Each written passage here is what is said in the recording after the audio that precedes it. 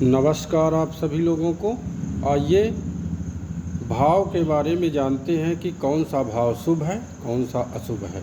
कैसे समझेंगे यह 12 भावों में कि हमारा कौन सा भाव शुभ माना गया है, कुंडली में कौन सा भाव त्रिक स्थान है और कौन सा भाव 6, 8, 12 है। तो सबसे पहले लग्न केंद्र स्थान को जान लीजिए कि पहला, चौथा, सातवां, दसवां, यानी कि पहला भाव, चौथा भाव जहाँ से माता का देखा जाता है, सप्तम भाव पत्नी का जहाँ से विचार होता है और दसम भाव जहाँ से करियर का होता है। तो यहाँ से इसको केंद्र कहते हैं। लेकिन केंद्र कभी भी अपनी जो है शुभ भी हो जाता है, अशुभ भी हो जाता है।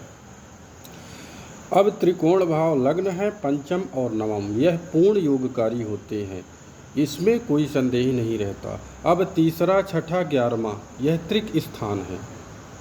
तीसरा जहाँ से पराक्रम, नौकर चाकर, छोटे भाई बहनों का विचार होता है। और छठा रोग ऋण शत्रु का जहाँ से संघर्ष देखा जाता है।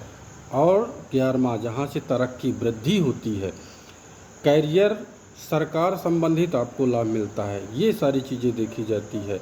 और छठा यानी कि दुख स्थान कहते हैं 6, 8, 12 को, छठे, 8वें, 12वें, यहाँ पर कोई अगर ग्रह जाएगा तो यह जो है अपने ग्रह गुण स्वरूप फल करेगा। और दूसरा, 7वां, ये मारक स्थान बताया गया है। मारक स्थान कुंडली में इसको क्यों कहा गया है?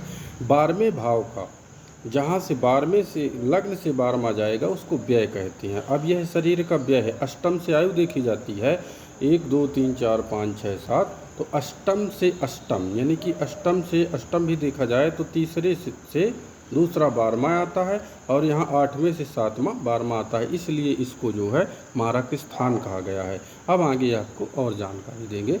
नमस्कार।